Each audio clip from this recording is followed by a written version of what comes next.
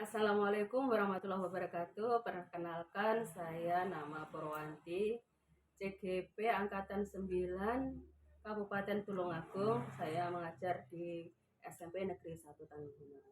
Saat ini akan melaksanakan percakapan pra-observasi bersama rekan saya dengan Ibu Erni. Selamat pagi, Bu Erni. Selamat pagi, Bu. Iya. Terima kasih, Bu Erni. Hari ini kita akan mengadakan percakapan pra-observasi, yaitu setelah itu saya akan mengamati jalannya pembelajaran yang Ibu lakukan di kelas.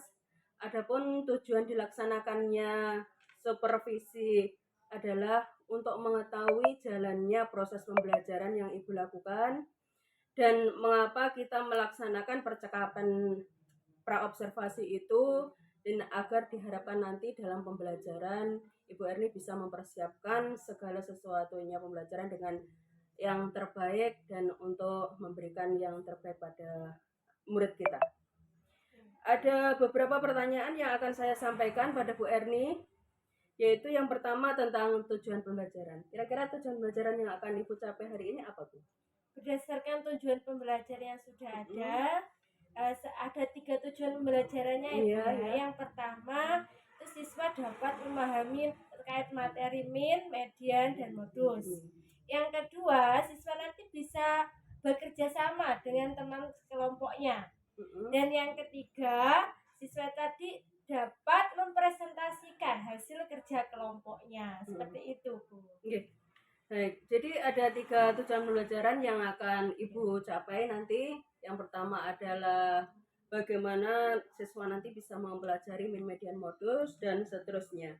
Ya. Terus, baik, bagaimana area pengembangan yang ingin Ibu capai atau yang ingin Ibu kembangkan untuk saat ini? Untuk area pengembangannya ada 2 ya, Bu. Areanya pengetahuan dan keterampilan.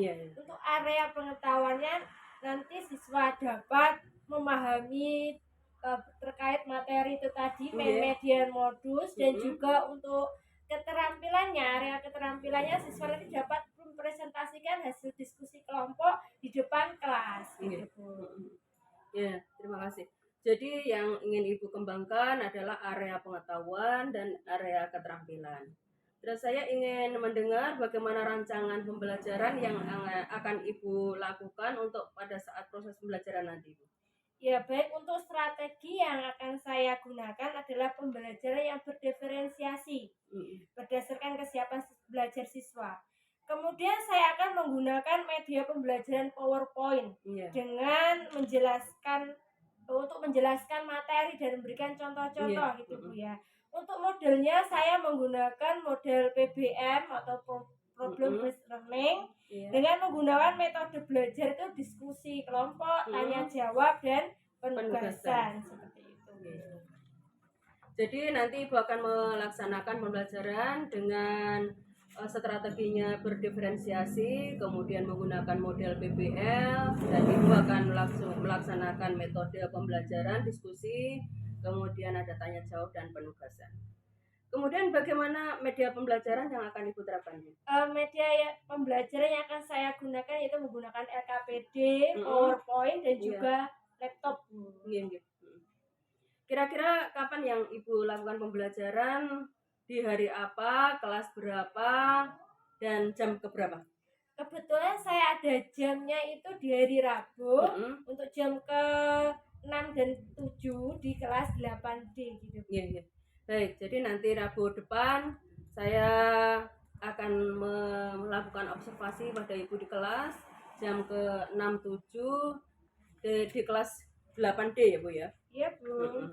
Nanti saya akan melihat apa-apa yang terjadi di dalam kelas, akan saya catat, dan nanti setelah Ibu melaksanakan proses pembelajaran di dalam kelas, kita akan melakukan percakapan pasca observasi yang terakhir, yaitu dengan didampingi oleh pengajar praktek saya.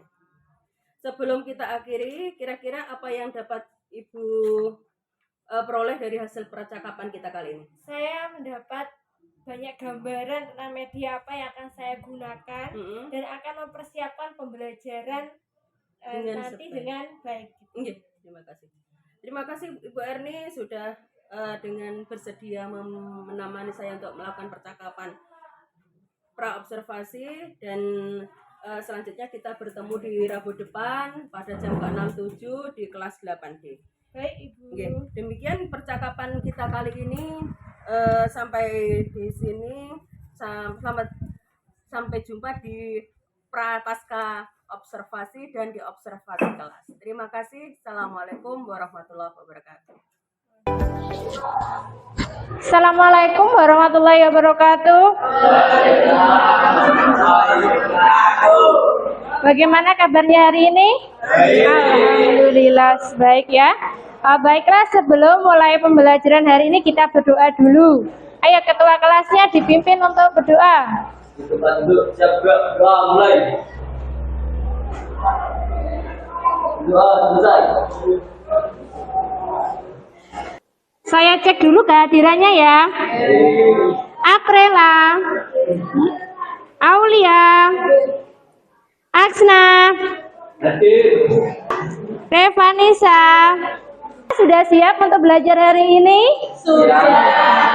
Oh, coba saya mau ngetes semangat kalian ya. Nanti kita akan coba tepuk semangat ya. Coba, sudah bisa? Ya, kita mulai bersama-sama. Tepuk semangat. Semangat. Oke, bagus sekali. Sudah siap? Dikeluarkan alat tulisnya semua? Sudah? Ya. Ayo kita mengingat kembali. Kemarin kita belajar tentang apa? Oke, ya, macam-macam penyajian data ya. Data dapat ditampilkan dalam bentuk apa saja? Yang pertama, diagram. Kemudian apa lagi? Nah, perhatikan. Kalau di slide di sini adalah contoh penyajian data dalam bentuk apa? Tabel. Ya, tabel seperti itu ya. Masih ingat ya? Terus yang kedua, ini penyajian data dalam bentuk apa? Ya, dalam bentuk diagram batang. Pinter. Kalau bentuknya seperti ini berarti penyajian data dalam bentuk? Ya, berarti bisa masih ingat semua ya. Jadi penyajian data itu dapat disajikan dalam bentuk tabel, diagram batang, dan diagram lingkaran. Oke, ya. Ayo coba sekarang pikirkan dan diingat-ingat coba. Apakah kalian pernah mengukur tinggi badanmu? Pernah semua? Sudah tahu kira-kira tinggi badannya berapa? Sudah tahu? Oh iya, oke. Terus sekarang, bagaimana cara kalian mengetahui tinggi badanmu itu lebih tinggi ataupun lebih rendah dari teman sekelasmu? Kira-kira bagaimana? Coba angkat tangan yang bisa. Apa? Oh iya, mencari rata-rata dulu. Tingginya teman sekelas itu berapa, nanti oh ternyata tinggi saya ini di bawah teman saya. Oh ternyata tinggi saya itu di atasnya gitu ya. Jadi harus dicari dulu rata-rata. Baiklah anak-anak, ini saya punya video, silakan diamati dan dicermati ya. Ayo silakan dicermati videonya. Hai Dev, kamu kenapa? Aku sedang memikirkan bagaimana caranya aku tahu kalau kemampuan matematika aku di atas atau di bawah teman-teman ya. Aku tahu caranya. Bagaimana caranya? Caranya bisa menggunakan mean, median, atau modus. Wah, itu kan materi yang akan kita pelajari. Jadi tidak sabar ingin tahu caranya. Terima kasih infonya. Sama-sama, Dev. Yuk ikuti aku ke perjalanan selanjutnya. Hai Vi, sepertinya kamu lagi bingung. Ada masalah apa? Iya nih, gimana ya caranya kita mengetahui berapa warga yang terkonfirmasi COVID-19 di setiap desa secara umum di Kecamatan Waru? Aku bisa membantumu. Bagaimana caranya? Dengan menggunakan mean, median, atau modus, kita bisa mencari rata-rata warga yang terkonfirmasi COVID-19. Wah, itu kan yang akan kita pelajari. Setelah aku mempelajarinya, pasti aku bisa mengetahui rata-rata warga yang terkonfirmasi. Terima kasih ya, Tika. Sama-sama, Vi. Gimana? Sudah diperhatikan videonya? Nah, coba dari video tadi apa yang dapat kamu pelajari? Coba, apa? Kamu?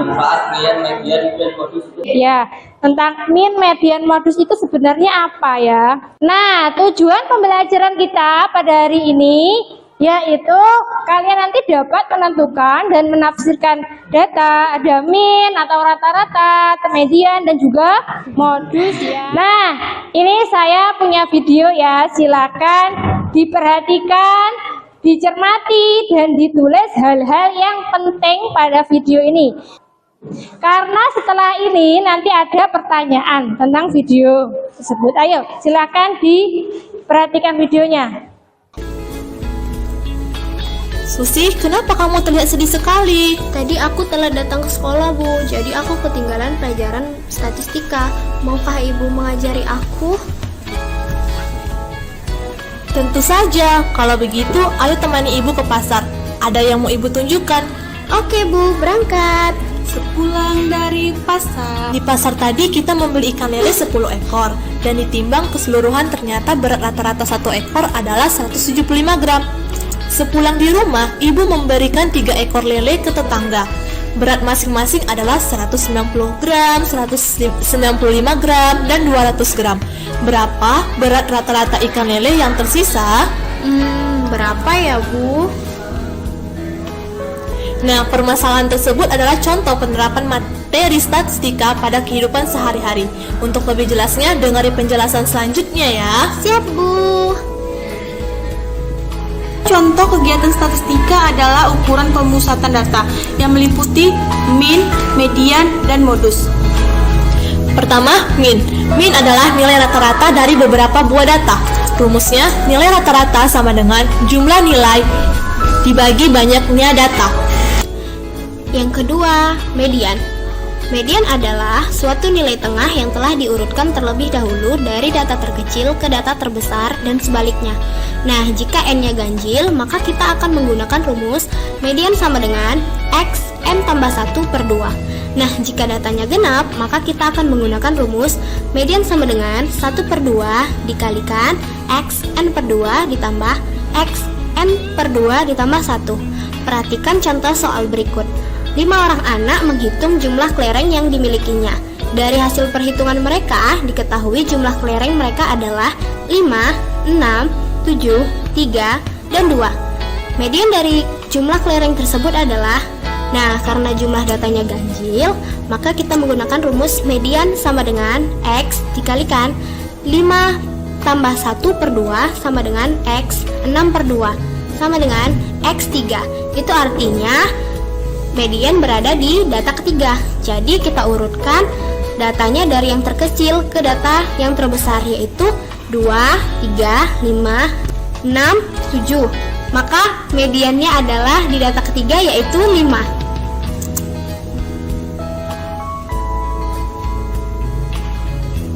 Dan yang ketiga adalah modus. Modus ialah nilai yang paling sering muncul atau nilai yang mempunyai frekuensi tertinggi. Contoh soalnya, misalnya kamu mau melakukan survei biologi yaitu mencari tahu spesies pohon yang tumbuh di wilayah Anda. Data yang Anda dapatkan adalah cemara, mangga, cemara, palem, cemara, cemara, cemara, mangga, mangga, palem, cemara. Nah, tadi di video itu ada berapa permasalahan? 3 ya, 3 permasalahan tentang apa saja?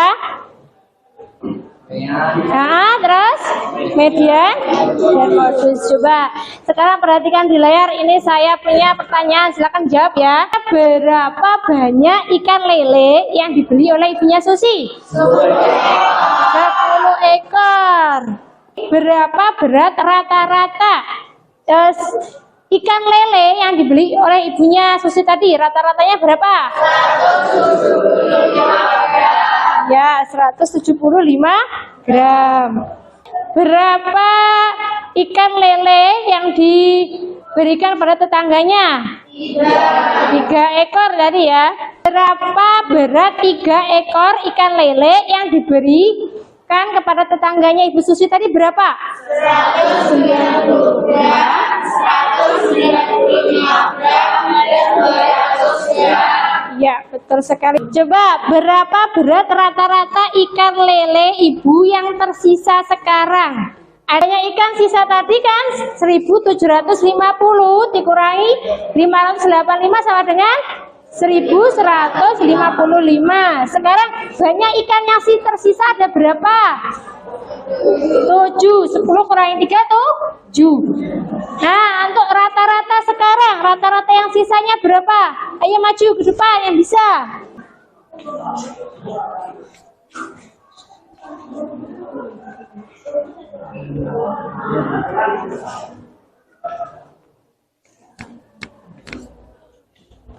Sudah? Oh iya, terima kasih Nando. Berarti berat rata-rata ikan sekarang adalah berapa? 165 gram. Ya, betul sekali. Berapa banyak anak yang menghitung jumlah kelereng tadi berapa? 5 anak. Berapa jumlah masing-masing kelereng yang mereka hitung? 5, 6, 7, 3, 2. Oh, ada yang mau menuliskan ke papan tulis? Silahkan ayo tulis. Saudara? Berapa? 5, 6, 7, 3, 2. Kemudian berapa nilai mediannya? Untuk median ini kita harus mengurutkan dulu. Diurutkan dulu datanya dari yang terkecil sampai terbesar. Coba siapa yang mau mengurutkan datanya ini? Maju ke depan.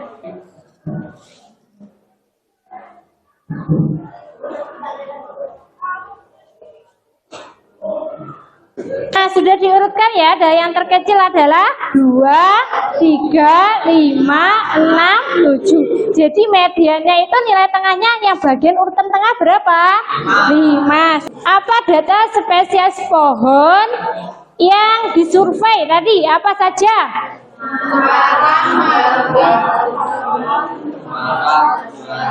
Hitung, semuanya menghitung. Coba.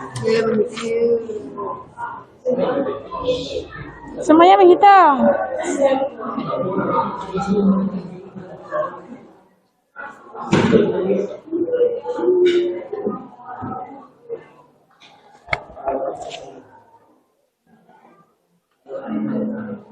Bagaimana, sudah selesai pengajarannya? Sudah? Ya, sudah. Kalau sudah selesai, sekarang waktunya presentasi ya. Untuk lebih adilnya, untuk giliran presentasi kita akan undi ya. Sudah siap? Ya, sekarang kita undi ya. Kira-kira kelompok berapa yang presentasi duluan?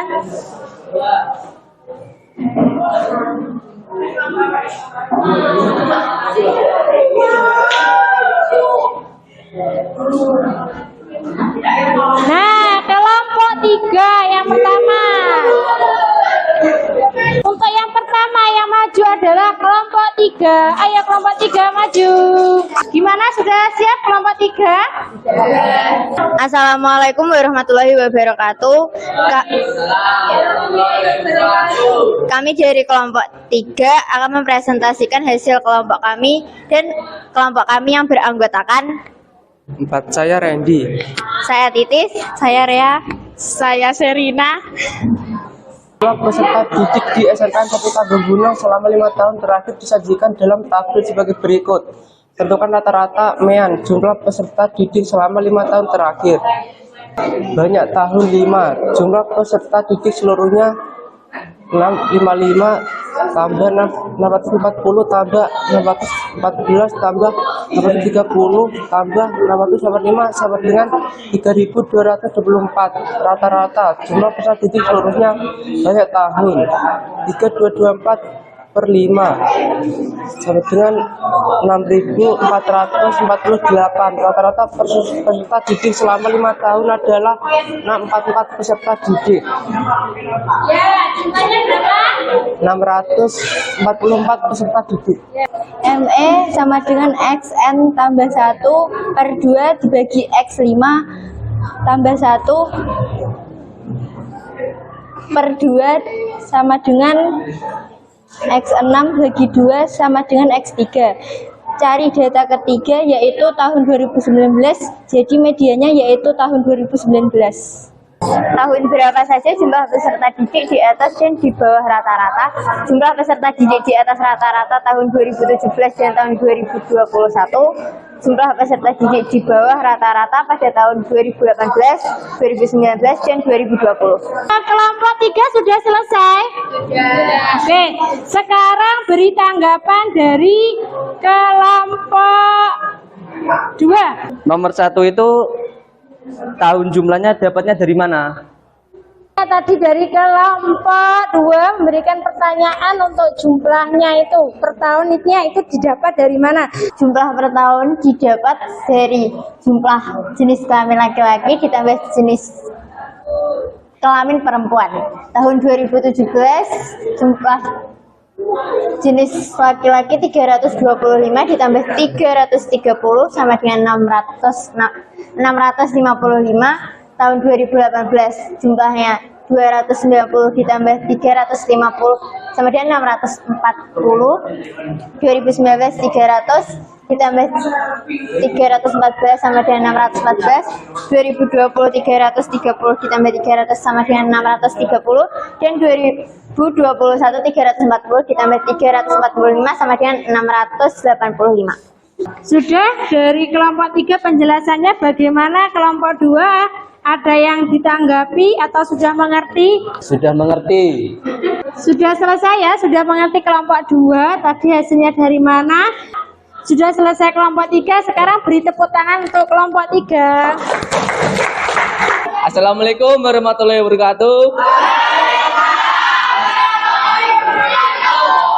Kami dari kelompok 2 akan mempresentasikan hasil diskusi kami yang beranggotakan saya Nando, Saya Arbian, Saya Revanisa, saya Aulia. Ini penyelesaian permasalahan kami.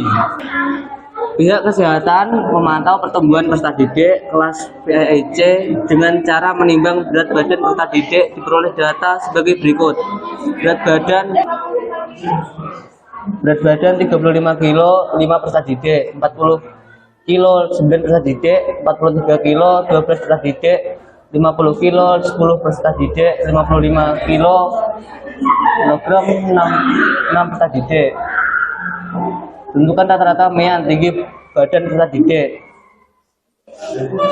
Rata-rata jumlah berat badan benda kali banyak peserta didik sama dengan jumlah peserta didik 1881 per 42 sama dengan 44,78. Jadi rata-ratanya adalah 44,78 kg.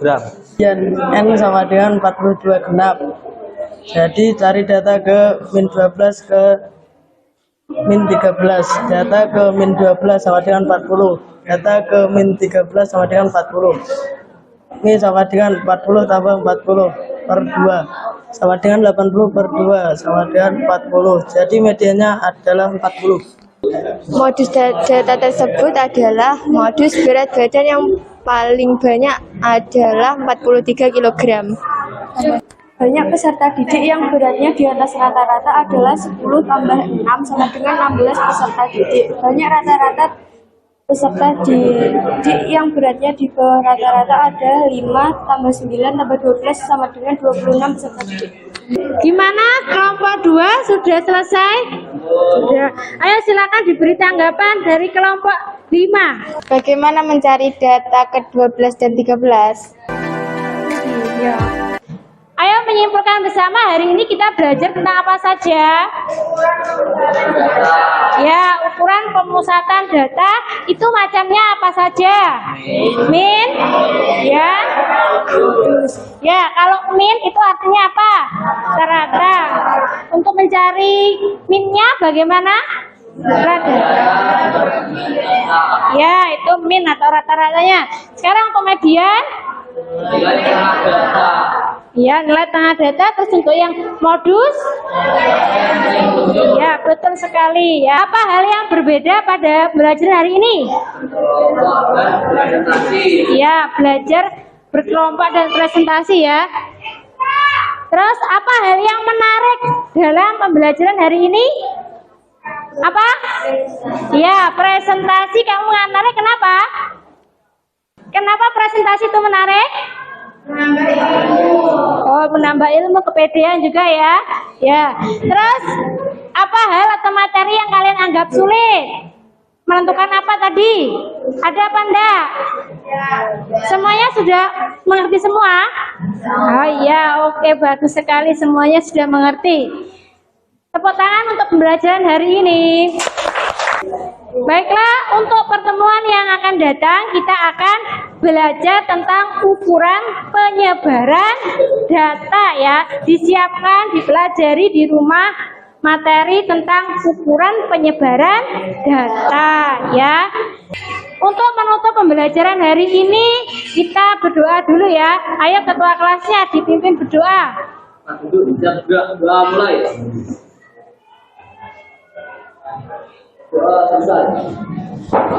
Alhamdulillahirabbil alamin. Assalamualaikum warahmatullahi wabarakatuh.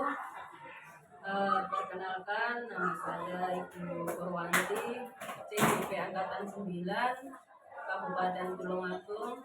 Di sini akan melakukan percakapan pasca observasi dan di sini ditemani oleh teman sejawat saya, Bu Erni Wulandari. Beliau adalah pengajar matematika dengan BP kami, Bu Noviani dari PP kami 359. Langsung saja kami akan melaksanakan kegiatan pasca observasi. Ibu Erni, selamat siang. Bagaimana perasaan Ibu setelah melakukan observasi tadi? Alhamdulillah semuanya berjalan lancar walaupun tadi awalnya tegang karena yang mengajar terus diobservasi itu suatu hal yang ada tekanan mental di saya gitu. Jadi kan dinilai. Ya, alhamdulillah berjalan lancar. Tolong ceritakan kembali bagaimana pembelajaran yang telah Ibu lakukan tadi. Tadi saya melakukan pembelajaran secara berkelompok dengan diferensiasi melakukan sesuai dengan kebutuhan belajar anak. Terus tadi saya juga menggunakan itu untuk medianya, saya menggunakan LCD, proyektor, laptop, dan juga PowerPoint. Untuk area pengembangannya yang saya harapkan ini siswa itu bisa dalam hal pengetahuan siswa dapat menjelaskan materi terkait ukuran pemusatan data, itu pengetahuannya dan keterampilannya siswa itu saya harapkan bisa lebih pede dalam mempresentasikan ke depan kelas tentang hasil kelompoknya. Jadi area pengembangan yang Ibu maksudkan di sini nanti akan membawakan tentang pengetahuan anak dan tentang keterampilan anak. Baik Ibu, menurut Ibu dari area pengembangan yang Ibu lakukan tadi, apakah sudah cukup berhasil dilakukan di dalam kelas atau belum Bu? Ya, untuk secara keseluruhan ya sudah cukup berhasil, tapi juga masih ada kekurangannya. Iya, iya. Terus kemudian apa kekurangan dan kendala-kendala yang Ibu alami saat melakukan pembelajaran tadi Bu? Kendala yang saya alami itu saya lihat dari anak-anak setiap kelompoknya itu masih ada anak yang kurang aktif dan kurang bisa untuk bekerja sama dengan anggota kelompoknya gitu. Artinya anak itu tidak bisa aktif dan hanya mengandalkan temannya yang lain. Jadi kira-kira mengapa hal itu bisa terjadi Bu ya? Atau apa mungkin terlalu banyak saya memberi anggota kelompoknya itu saya tuntut terlalu banyak. Iya. Jadi ada yang lain tidak. Ya, itu jadi tugasnya tidak bisa